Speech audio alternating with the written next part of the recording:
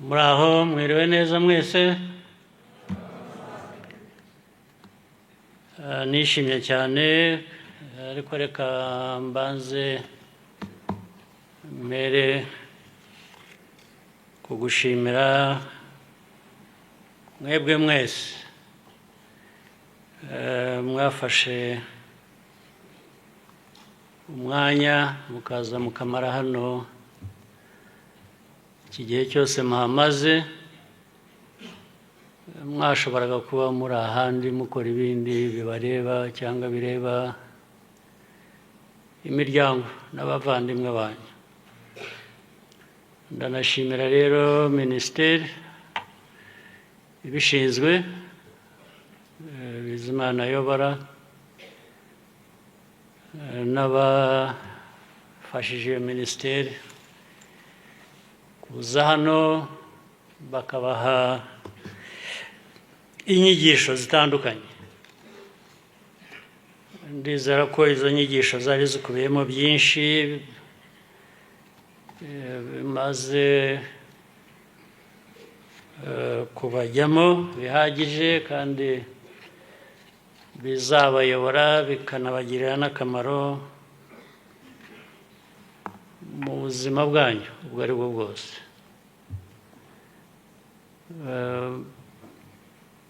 Ubuzima aho muzaba muri hose, ibyo muzaba mwahisemo gukora byose, inyigisho nk'izi zigira akamaro, zirakuyobora iyo ubishaka, zikwereka inzira wanyuramo nziza, ntuyobe ngo ujye muri ya nzira Bizimana amaze kuvuga. Bamwe muri mwe kandi mwe muracyari batoya bahuye nabyo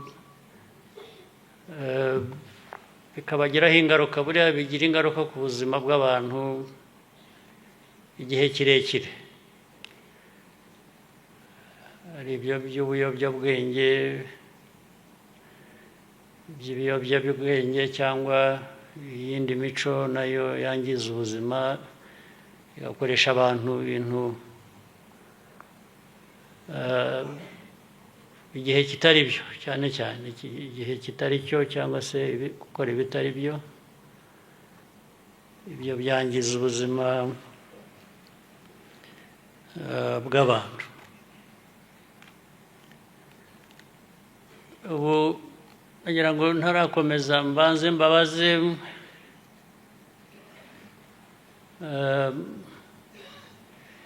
Ikinyarwanda muracyumva neza? Nishaka nikomereza Ikinyarwanda. Ndabizi ko harimo abo biri bugore ariko ndagenda mvanga n'indimi zindi z'amahanga. Hari izindi tuzi buke buke.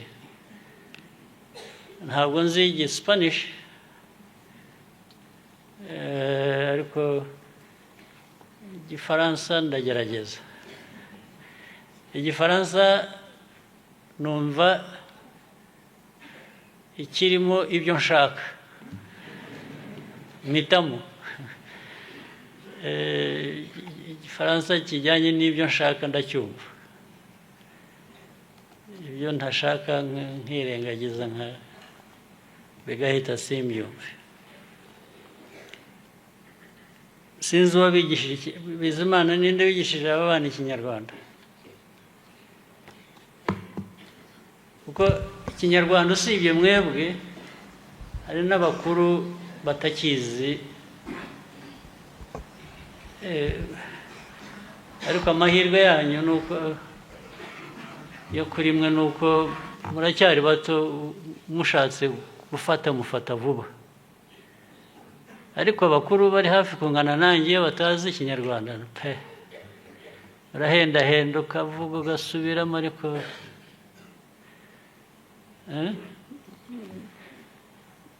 muzabashyirireho porogaramu rwose bajye bagira, ndetse porogaramu yigisha ikinyarwanda bashobora no gukurikirana aho baba bari hose, sibyo?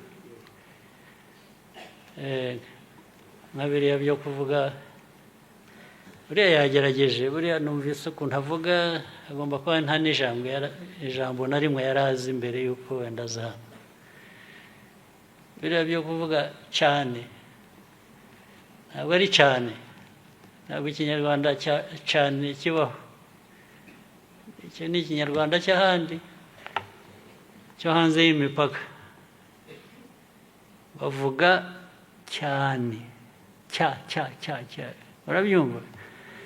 Cya na ca murumva itandukaniro? Nta cyane, keretse uvuga gucana, to light fire, then uvuga gucana. Ariko ibya cyane ni cyane. Hari abandi njya numva bavuga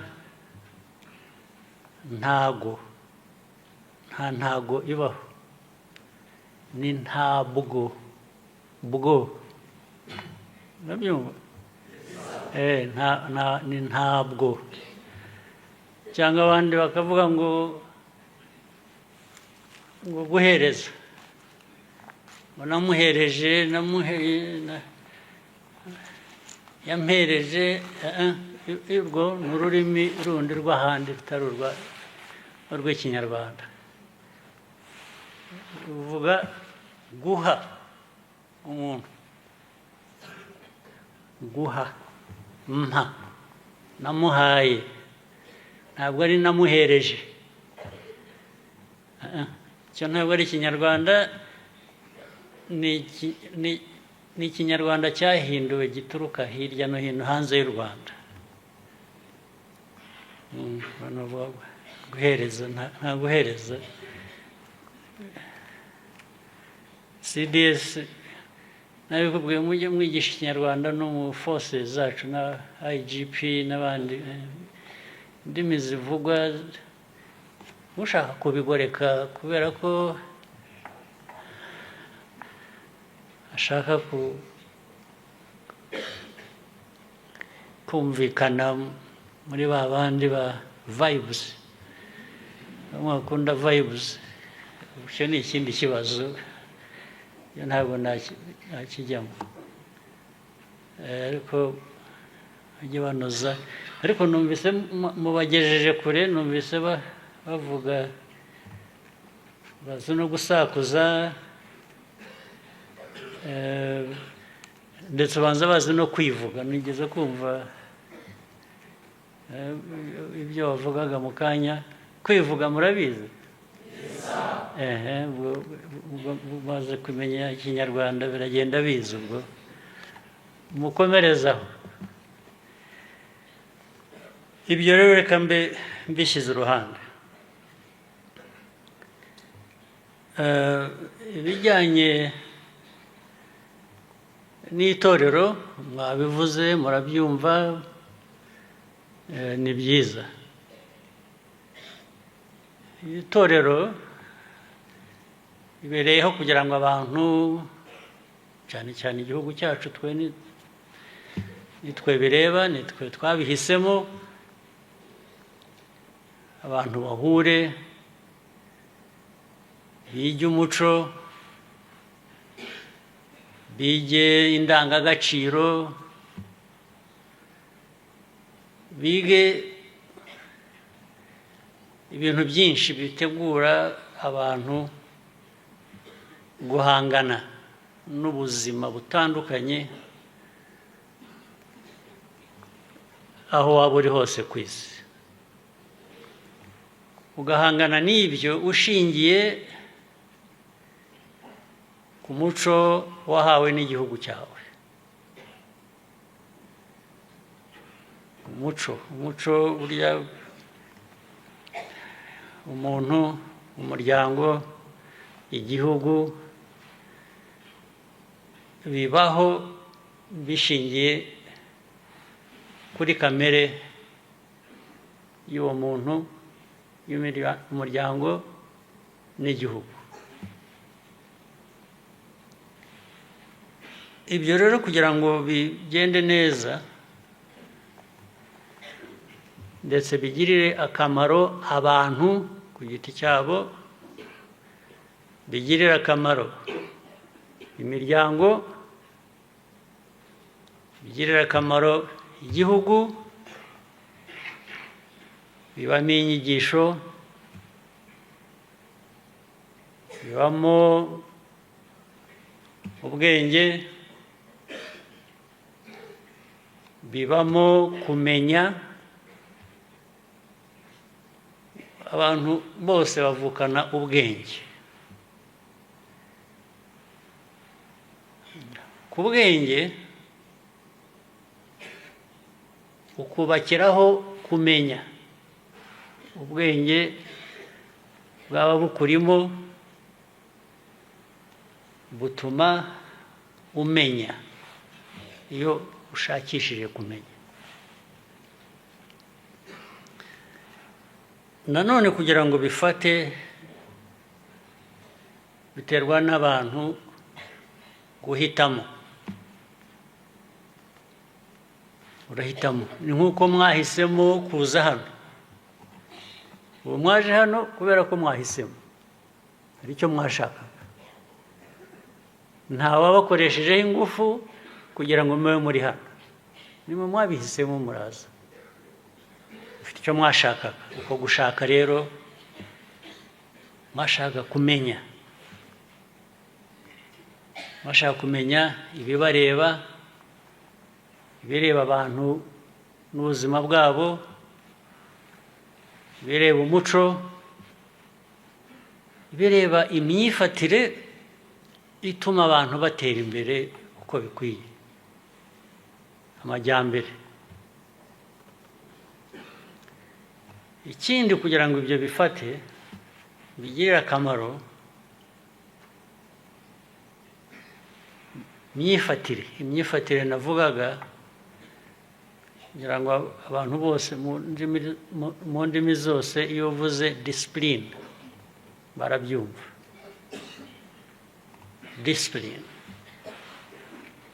Discipline ni ngombwa. Discipline niyo iguhitishamo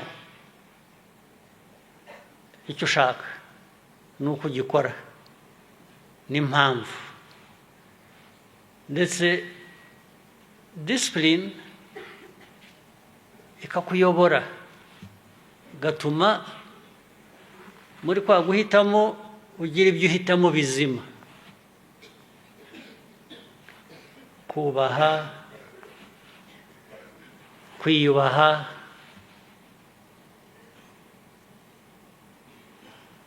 na kwa gushakisha kumenya. Discipline iyo ufite ubumenyi byongera agaciro kuri bya bindi wamenye. Discipline ni ngombwa. Discipline ituma utava ku ntego ngo ujye mu bindi bintu harimo noneho nibitakubaka ahubwo bishobora kugusenya. Discipline ni ngombwa. Buriya niyo mpamvu no kuza kwigira hano muri aya mahugurwa muri iri torero,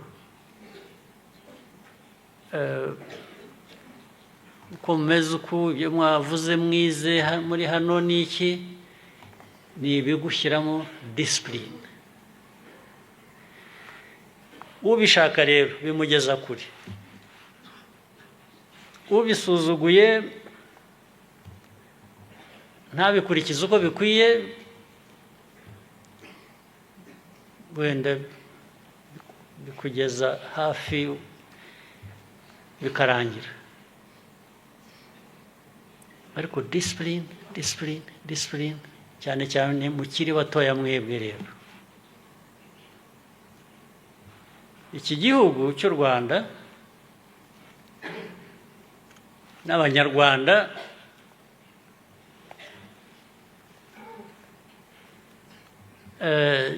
cyavuye kure, kirimo ibice bitandukanye. hari u Rwanda rwa mbere y'ubukoloni,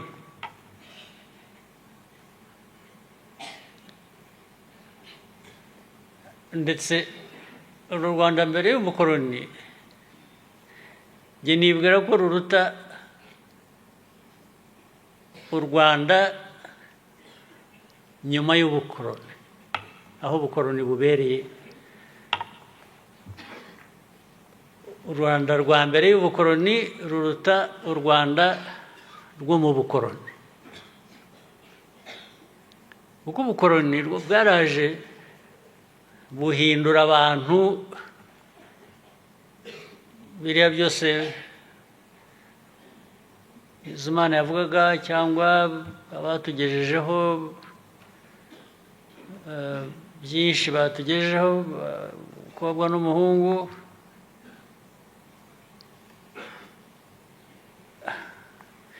biriya byo gusakuza, byo kwivuga, byo guhiga, biriya byubaka abantu. ubukoloni bwaraje burabisenya. turabyemera,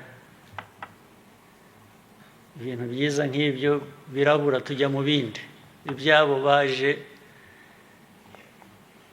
kudukoloniza.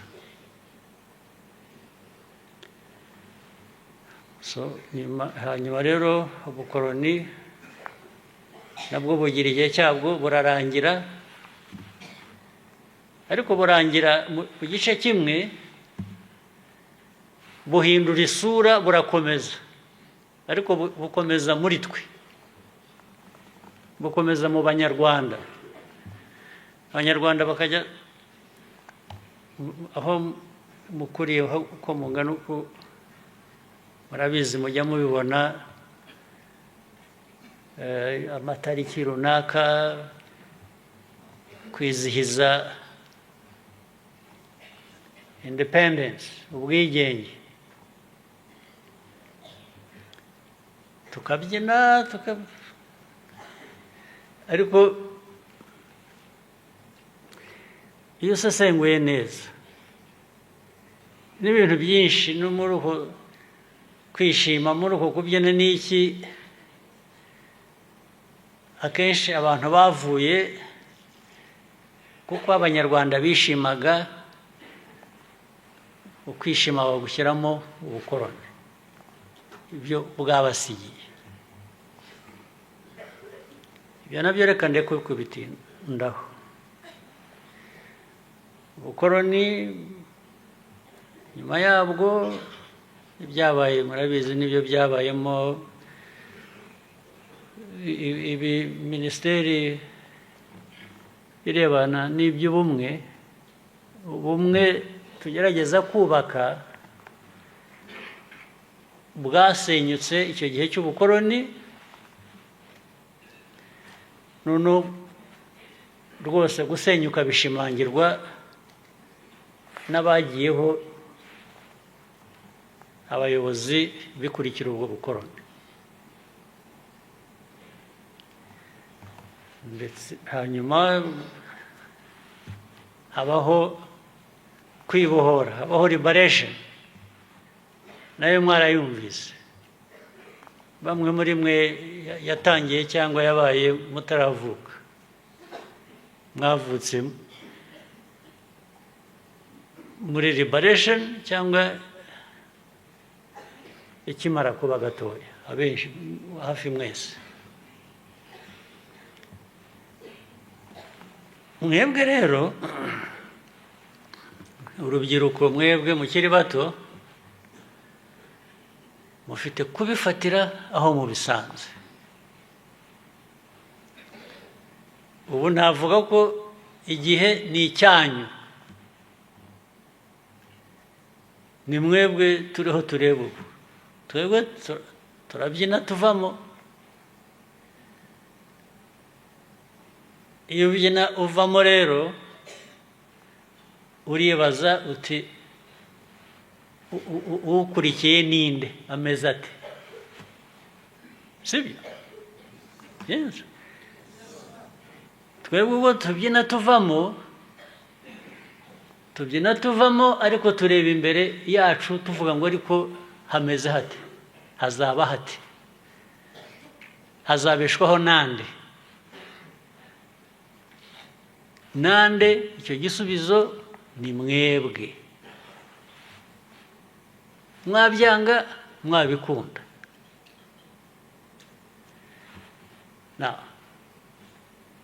Ni mu byanga rero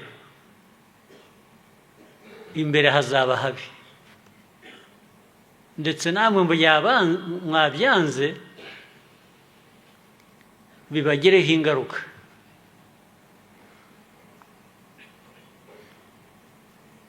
Kubikunda ni mwe mu bifitemo inyungu,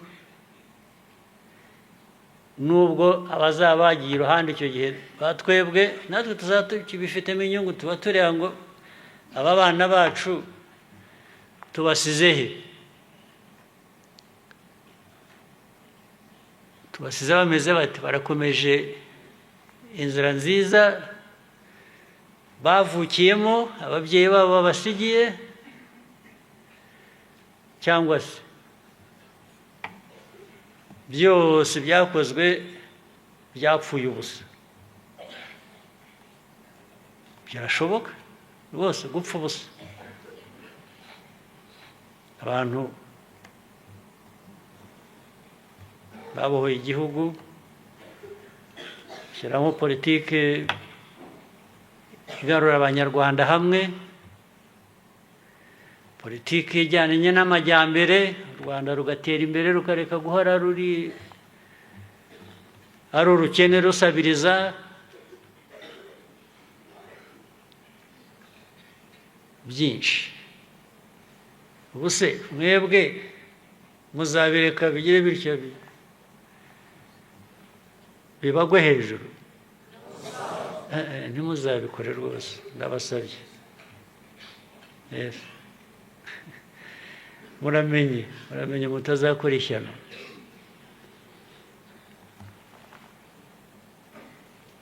Isi kandi niko ihora iteye.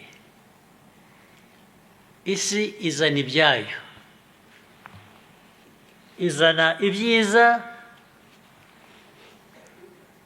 ndetse kenshi izana ibibi. Iyo izanye ibibi rero igasanga abantu bari aho batagira disipurine, bihebye, badashaka kugira icyo bakora, bibera mu iraha gusa, ntabwo bitinda bya bindi byubatswe kugira ngo bigwe hejuru y'abantu. Ntabwo bitinda rwose, kuko genda bivuga n'abandi barabizi, namwe aho mugeze mu myaka murimo, nubwo muri bato, aho mugeze n'izi nyigisho babaha murabizi, mumaze kubimenya, muzi aho u Rwanda aho rwavuye, aho rugeze, n'ukuntu byashobotse kubera ko ibintu byinshi, bwa bushake, ya disipurine, ibikorwa, guhangana n'ibibazo bishobora gusenya abantu bakazimira. Twabinyuzemo rero, kandi ntabwo ari uguhanura. Ntabwo mvuga ngo bishobora kuzaba igihe kizaza. Mfite reference, twabinyuzemo. Ntabwo muzi abantu twatakaje. None se biriya umuntu yabisobanura ati? Abantu miliyoni y'abantu igira itya igatsikira ikarimbuka, ukavuga ngo it doesn't matter who did it or who did not do it. The question is why did it happen to us? Kuki byatubayeho? Kuki ari twe byabayeho? ibyo rero byavuyemo isomo ritubwira tubeho ntabwo ibyo kuvuga ngo imbere ushobora guhura n'ikibazo ntabwo tujya kubishakisha ahandi kuko twe twahuye n'ikibazo ahubwo twahuye nacyo turakizi iryo somo ry'icyo kibazo twahuye nacyo cyarimbuye u Rwanda turyumva dute twarivanyemo iki ritugeza he hari ubwo nibwira ngo impamvu mwahisemo kuza hano mwebwe mugomba kuba hari ikintu mwumvaga muri iryo somo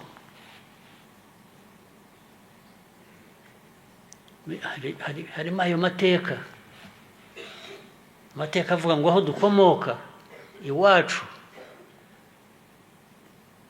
muri karande yacu ibi byabaye bitagombaga kuba ariko muzi ko byasubira noneho mukavuga ngo ntabwo bizasubira reka tugende tujye hariya badusobanurira iby'ayo mateka badusobanurira igihugu aho gikwiye kuba kijya n'ukuntu cyahagera n'ukuntu twakumira ibyo byabaye ngo bitazasubira niba atari ko mwaje ndabibatwerereye I want to imagine ngo nicyo cyabazanye so grab it and run with it don't waste time muvuga uti burya nibyo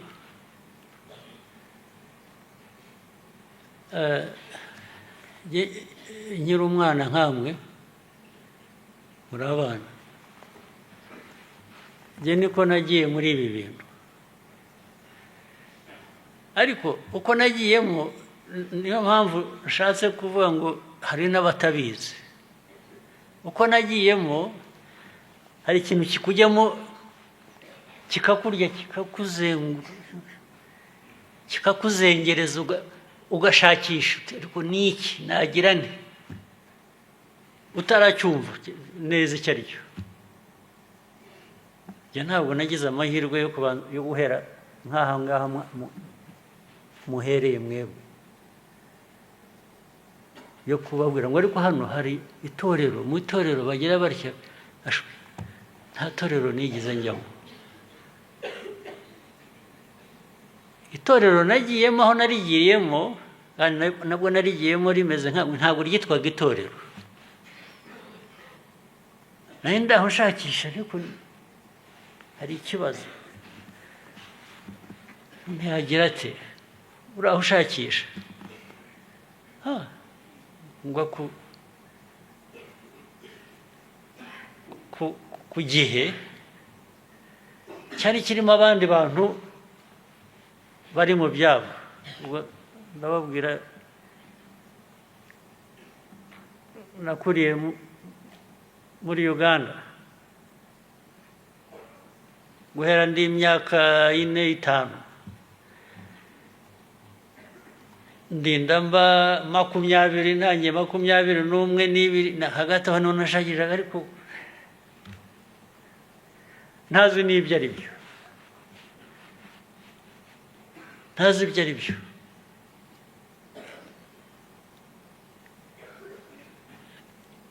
ko yandeba 23 uza guhura n'abantu bavuga bati dufite ikibazo cyacu tugomba kugikemura bamwe muri twe turabegera turabasanga kugira ngo tumenye abafite ibibazo nk'ibyacu babikemura bate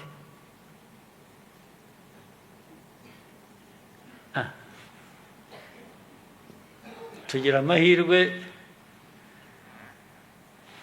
abandi benshi batoya nkamwe bagenda bajya muri iyo nzira, ariko imigambi ari ukuvuga ngo ariko amaherezo ikibazo cyacu natwe kizabonerwa umuti. Ntabwo ari umuti uzava ahantu hari inyito Bizimana yavugaga n'iki, uhereye no kurya, uhereye no ku izina rye ngo Bizimana. So hari n'abandi, inyito nyinshi, hari n'ababirekera Imana gusa ngo Imana izabafashe, ariko ugera aho ukibaza ariko Imana yo yarampaye, kwanza yarandemye, yatumye mbaho, yaguhaye bwa bwenge, yaguhaye kumenya ubikoresha ute. Ntabwo uzategereza Imana kukubwira uko ubikoresha, yarabiguhaye. So mwabana mwe rero, gutekereza imiryango yanyu, gutekereza ubuzima bwanyu n'ubw'igihugu bitangira kare, bihera kare, bihera ubu ngubu. Niyo mpamvu njye mbashimira ko mwafashe iya mbere mu zamu. Ntabwo mwaje aha kwiga kugambanira umuntu uwo ari we wese, cyangwa kugira ngo ubumenyi muvanye aha mujye kubukoresha nabi aho muzaba muri hose. Oya, ni ubumenyi, ni ukumenya, ukamenya amateka, ukamenya ubuzima, ukamenya ibintu bikorwa kugira ngo bikurokore, bigukize ikibi, bikize igihugu cyawe, bikize umuryango wawe, bigukize wowe ubwawe.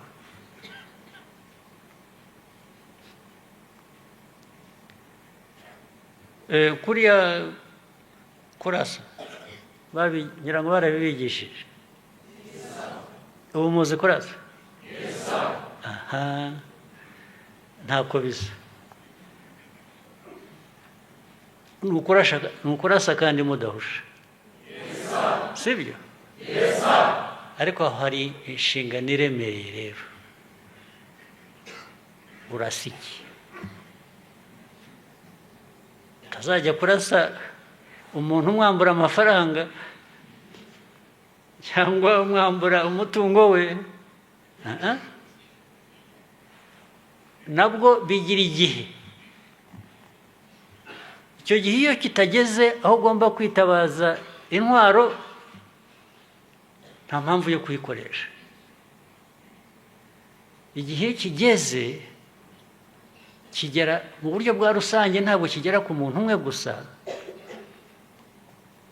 kigera iyo abantu bambuwe uburenganzira bwabo.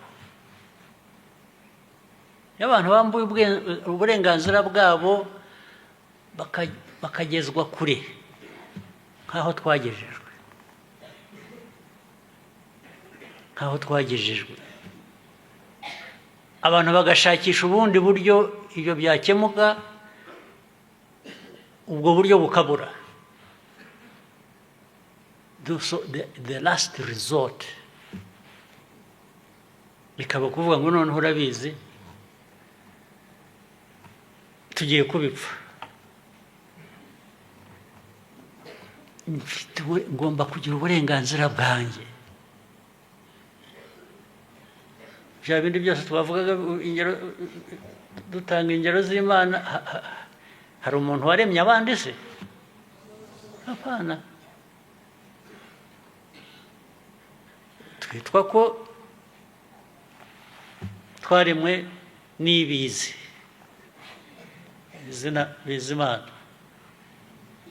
Ibizi niyo yaturemye, sibyo? kugira ngo rero undi muntu aza kubuze amahoro, kubuze uburenganzira bigere no ku gihugu, ku buryo igihugu kibura amahoro. The last resort, mbere yo kuyigeraho, the last resort, mu kuvuga ngo nabwiye abantu nta mahoro yanjye nanjye nyaguhe, dore uko twahana amahoro tukabana. Iyo byanze ntaha bigana, nta handi bigana.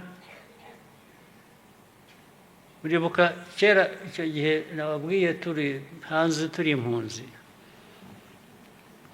twajyaga tunyura ahantu henshi mu mahanga, tukabwira ariko iwacu ni Rwanda, turashaka gutaha, ntabwo tuzabaho mu buhunzi gusa ngo tube mu refugee camps bitagira amaherezo. Twarababaza, ariko twakoze iki? Habaye iki? Rimwe na rimwe abo bakaza bakavugisha leta yari iri hano, leta ikabasubiza ngo ariko ngo igihugu ni gitoya, abo ngabo bagumiye ntabwo babona aho bajya, ngo ntabwo twabona aho tujya kandi ariho twavuye. Ntabwo bishoboka ngo gumiyo, ubeho ubuzima bwawe uri impunzi, nabo uzabyara, nabo hagiye habaho ibintu byinshi. Nta nubwo narenganyaga ibihugu bimwe twabayemo.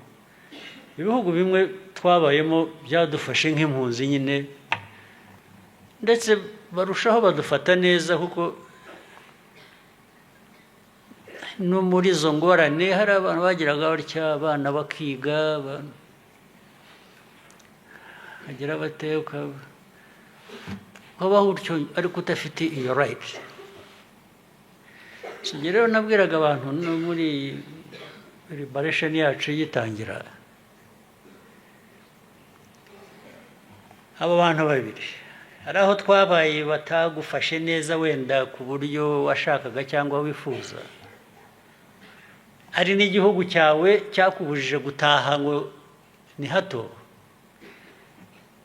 Aba ngaba baho nabaye, uko baba baramfashe kose nta rubanza mbashyiraho, njye nta kibazo mfitanye nabo. Uwo nari mfitanye ikibazo nawe ni uwagombaga kugena uburenganzira bwanjye mu gihugu cyanjye akabumbuza. Uwo twagombaga guhangana, niko byagenze. Ntabwo najya gushoza intambara mu bo twahungiyemo ngo hari ibyo batampaye cyangwa batanyemereye. Oya, bashatse babikora, bashatse babiguha. Niyo wavuga ngo ntabwo ari byiza, byaba atari byiza, ariko nyirabayazana ni uwakubuje amahoro mu gihugu cyawe, sibyo? Yes. Rero kuba muri hano nicyo mu byinshi mukwiye kuvana hano, icyo kirimo kumenya uko uharanira ibyawe, uko uharanira uburenganzira bwawe, uko wiha agaciro wowe, ukamenya ngo ndi umuntu nk'undi. Ntabwo wowe uza kuza kumbwira ko ngomba kubaho, cyangwa uko umuryango wanjye ubaho, cyangwa uko abanyarwanda babaho. Wowe urabimbwira nkanjye, uri umuntu nkanjye, ufite uburenganzira bwawe, nanjye mfite ubwanjye, dufite ubwo duhuriyeho. Ntabwo waba ari wowe ugena uburenganzira bwanjye uko ushaka, ntabwo bishoboka. Mu byo mukwiriye kuvana hano nicyo ngicyo. Ariko ikindi mukwiriye kuvana hano ni ukuvuga ngo bwa burenganzira dushaka, iyo ubufite ubukoresha utese. kuko twabohoye igihugu turagifite kirimo umutekano, abanyarwanda barasubiranye baba umwe, hanyuma se igikurikiraho ni iki? Amajyambere, gutera imbere. Ntabwo twaba twarabonye igihugu ubundi turangiza twicarane nk'uko mwicaranye, umwe yegamira undi, tuganye ngo inzara iratwishe. Oya, ubu kiba gisigaye ni ugukorera igihugu ku buryo gitera imbere. Ibibazo by'ubuzima, ibibazo by'uburezi, ibibazo by'iterambere, ku buryo igihugu, ingero turazifite nyinshi, ibihugu aho byavuye n'aho bigeze n'ukuntu byateye imbere. Bimwe wenda muzabijyamo cyangwa mwabibayemo, cyangwa umukobwa watubwiye ko yize muri Barcelona muri Spain, agomba kuba mu byo yize agomba kuba yararebaga Spain akareba aho igeze, akanamenya ko mu myaka nk'ijana ishize ntabwo ari kuriya Spain yari imeze. Yateye imbere ite rero kuva hahandi hasi ikaba igeze hejuru, aho abantu bajya guhahayo ubumenyi bakajya kwigayo. Ibyo ntabwo biba ku bindi bihugu gusa ngo bireke kuba ku Rwanda. U Rwanda rukwiye kuba rutyo, narwo rukwiye kuba, hari aho twacupiye tujya hasi hafi kuzimira, ubu twavuyeyo. Ikitubuza umuvuduko wo gukomeza gutera imbere, tukubaka u Rwanda rudukwiriye, rudushimishije, ni iki? Icyatubuza ni iki? Mwebwe muri aha abana bato, icyababuza ni iki?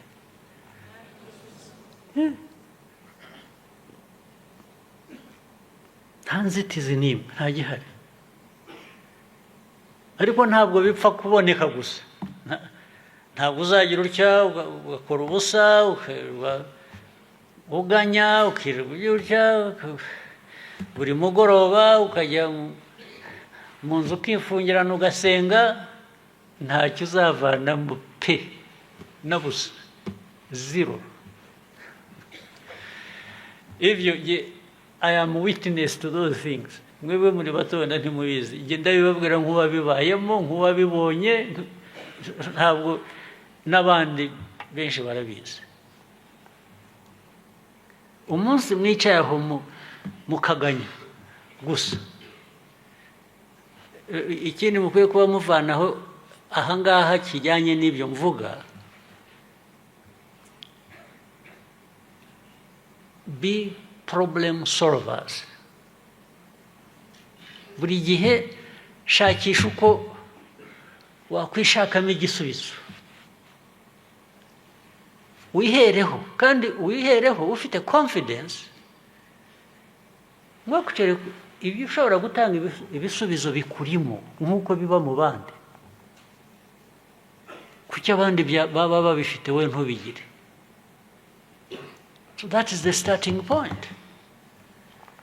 You must be confident that you have the ability to find a solution or a part of a solution.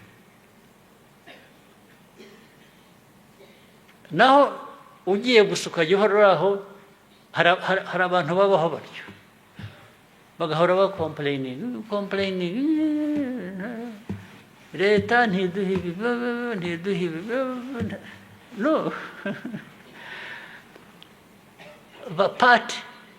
Be part of government, be part of the private sector, be part of any institution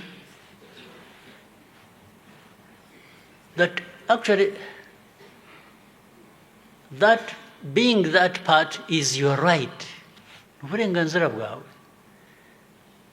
And then, n'igihe, when you raise questions about certain things, there will always be questions, and you should ask questions. You should raise questions. But don't raise questions in a complaining manner. Complaining means you hold responsible somebody else. It's like somebody else should have provided what you need. Why? Why should somebody else provide what you need?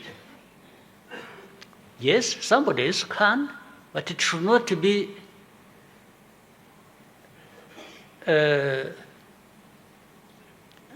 you should not feel what do you call it? It's not an entitlement. You don't sit back and wait that somebody will provide what I need. Why? Why do you feel entitled that somebody else will provide what you need? Why are you not making an effort to give to yourself what you need? Why? The good question will come up if in your right you had something, you were able to do something, and somebody else stands in your way and blocks you. Then you have a right to say, no, don't stand in my way. Or, let's work together, me and you, especially young people, where if you want to work in the private sector, if you want to do business, if you develop an idea in you, try to find something you're capable of doing, depending on your background. And then, I'm sure some of you here, you are not all foreign to each other. Some of you are friends, or colleagues, or even same family members.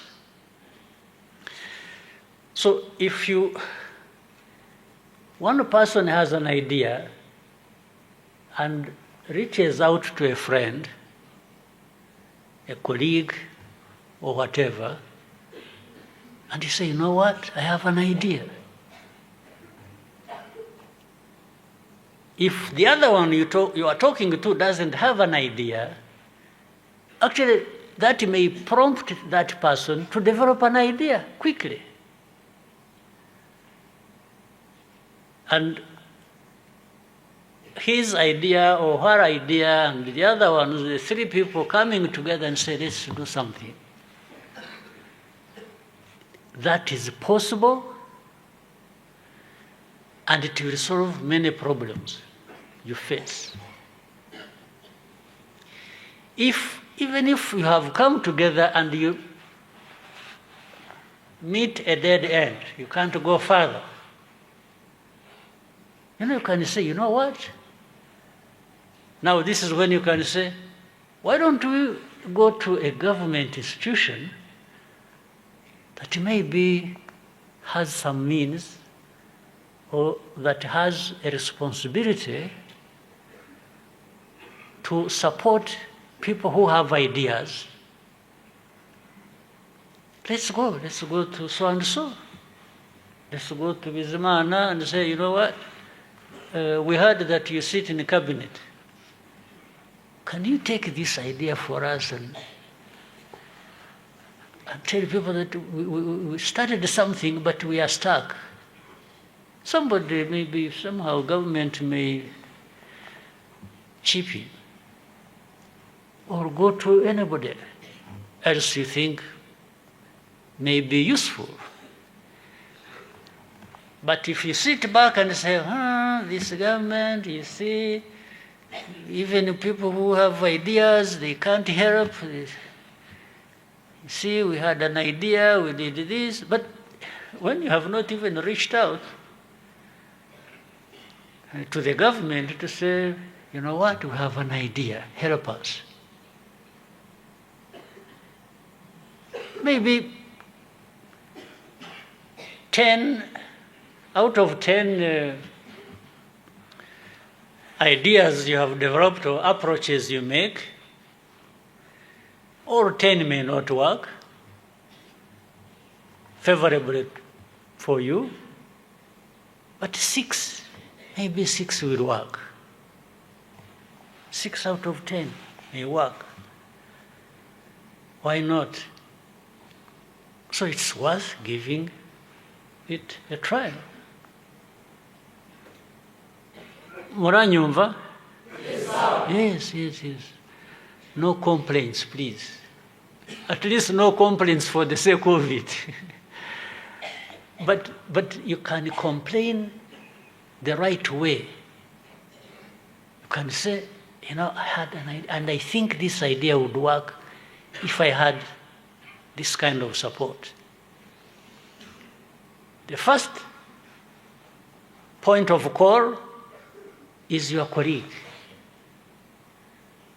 The next is to say, but in this system, mu gihugu cyacu, ninde twakwandikira ibaruwa, ninde twakohereza a text, tukamubwira ngo kwisi twari tuzamuye ibintu tubigejeje aha, there is a gap, we don't know how to move further. Can you? So you will always, in most cases, succeed. You will get somebody giving you an idea to take it further, or some material contribution that may actually make it work. Nicyo rero hano mu bintu byose muhavanye, muhave mu mitwe yanyu mufite, you are now builders of something. You are problem solvers. You are innovators. And you're also going to contribute to this nation, the national effort. You see, you can contribute something somewhere, and because of that, there is a return on that effort. If you contribute, if you are thinking like this and you are contributing to the well-being of the nation, that nation will give back to you. There is no question about it. So don't expect the nation to just give us. So aho twatangiriye nababwiraga during the liberation, actually we had nobody to go to say, we were twavuyemo twaragraduatinze on matters of not complaining. Because you complain to who? Muri iriya situation twabayemo ya liberation, who would have complained to who? Tell me where you would have gone to complain. Hey? Yeah? Nowhere. So, I'm witness to the things I'm telling you. If there is anybody who will tell you all kinds of things that you think you need to do so little and expect so much, you know that that person is a liar. They are lying to you. You invest yourself. You put in effort. You use a lot of energy. And sometimes, indeed, it may sound like what you are involved in is just a thankless activity. But why do you need anybody to thank you for doing good things that from which you benefit? Who do you wait? Everybody is struggling. Ariko in our case, nabitwaye to the extreme, so that you understand, you understand that the way it happened to some of us, it can happen to you. The way this country lost people in the millions, lost their lives to fellow citizens, if you don't develop this bearing, this compass that guides you, these things can come back to haunt us. Murabyumva? Yes, there's no question. There's no question about it. And you don't want the recurrence of that kind of a situation. You don't want it. You don't want it, and you also have to master the fact that I'm not talking about anybody else. I'm talking about you. Ntabwo igihugu cy'u Rwanda kizakizwa n'abandi bavuye ahandi, zero.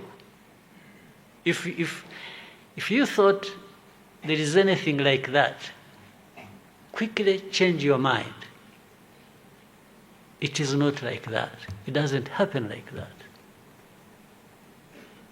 You must be the one to do it. Biriya ubona n'abantu bafasha bagira batya, abantu bateye inkunga, u Rwanda baruhaye miliyoni zingahe zo kugira gutya, fine. Ibyinshi izo miliyoni ziza kubera ko tuba dufite icyo twakoze tugejeje ahantu bakongeraho. Ariko kugira ngo uzabibone wicaye aho gusa wigaramiye, feeling good about all the nonsense in this world. So, actually, people will hesitate. They say, do we put our money there and it just gets wasted and lost? Because these people are not serious. They are waiting for us to give them our money. And some of it, they take it and they go to drink it. Barafata bakajya kuyanywera. And millions get lost like that. So these people know it. Ariko icya kabiri mujye mwibaza, mumenye by the way ngo niba igihugu kanaka gikize kiduhaye umutungo wacyo, mwibwira ko uriya mutungo bavuye he? Ariko bavuye mu baturage babo. You get it? Yes. So kuki habaho abaturage b'ibice by'isi bindi bishaka kubaho kandi bibaho neza, ukabona ko bagomba kwibuka ko ubakeneye, bagomba kugira icyo bakohereza. Iyo batabyohereje bigenda bite? Urapfa? Yes, you can't wait for somebody to feed you. You must strive to feed yourself. There are no two ways about it. Maybe what you are trying to do is not enough. Okay, then somebody, for some reason, will show up and add to your efforts. But if you think we shall sit back and expect to be given resources of other countries, of other citizens, first of all, it is a foolish thing. It's absolutely foolish. Of any people who would sit back and expect that somebody will look after them. No.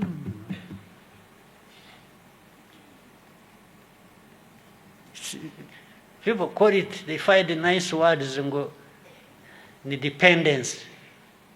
Dependence is another word for stupidity. Yes. If I have a mentality that I will depend on other people, I will depend on them, that is dependence, it's because I'm stupid. If I really subscribe to that, if I did that, I would be stupid. So you Rwandans avoid that.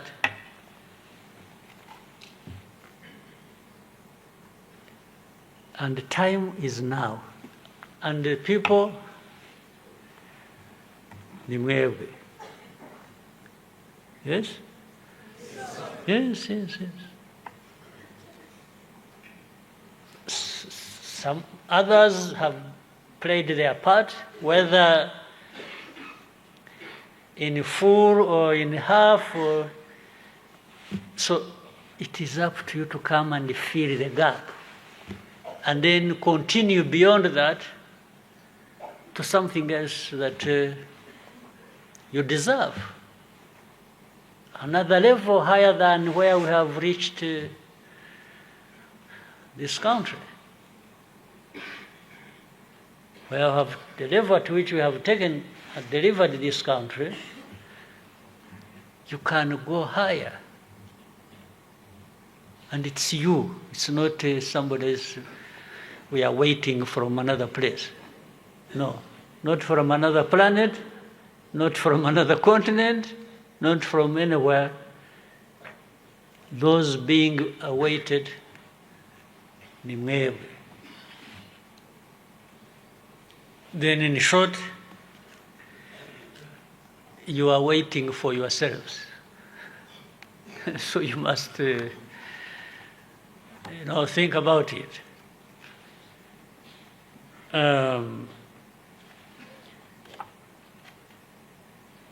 Kuyavuga ntabwo ari ukuyamara, because there will be another time, maybe bamwe muri mwe muzagaruka mu share experiences, n'abandi bazaza nyuma yanyu. But muvaha mutahanye imigambi.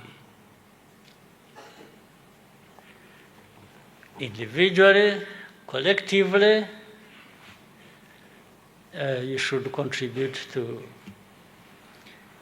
You will not succeed unless there is a discipline that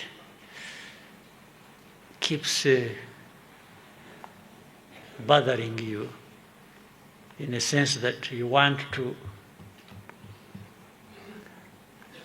take it further, upgrade it every time. Finally, mbasabe nk'urubyiruko, we need you, we love you, but please, first and foremost, take care of yourselves. Right? Yes, sir. This religion of alcohol,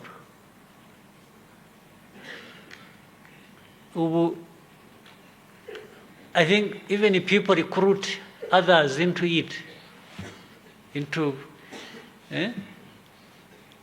alcohol is killing you, it's killing young people. Well, abakuru bo barashize. Yes, it has killed so many old ones like us.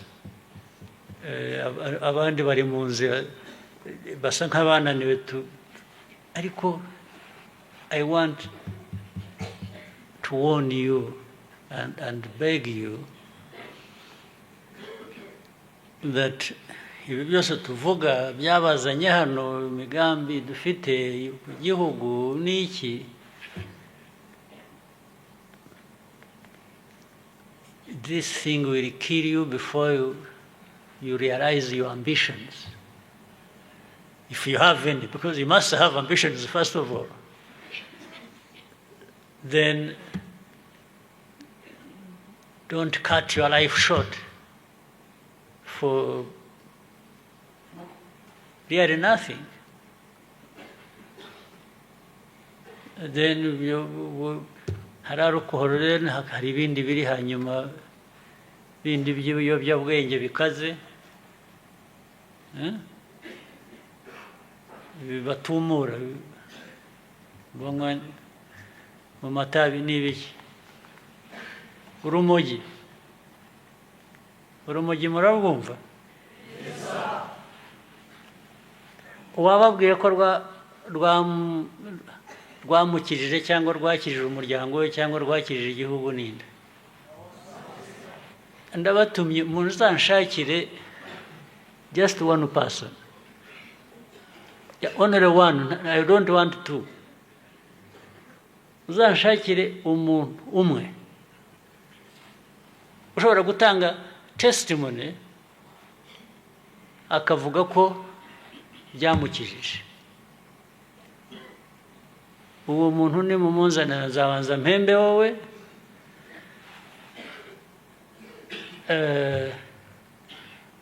ibyo kumuhemba we simbizi uwo kuko azababeshya.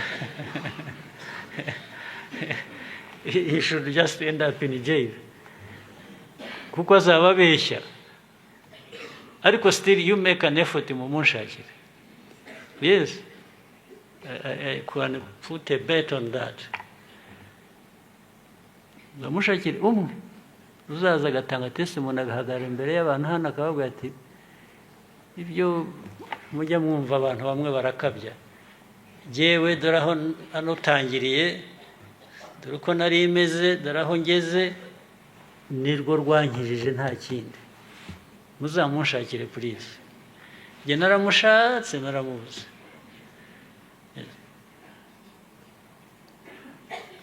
So ibintu rero bidafasha ubuzima kuba neza kurusha abantu baba babishaka biki. Iyo bibaye benshi rero bikajya mu rubyiruko bikajya bite, ntabwo byica mwe individuals gusa, byica igihugu. Cya gihugu twaraha turirimba tuvuga urwatubyaye, tuvuga urwo ushaka kubaka, ngo byibagirwe, rurazimira. Muranyumva? Mujye muhora mwibukiranya, tuzahora tubibutsa. Ntabwo kwibutsa ibintu nk'ibi ari uguta igihe. We shall keep trying. Okay? Namwe keep trying please. And we should have some good leaders in you. We need leaders of today and tomorrow. All right? Yes, sir. God bless you.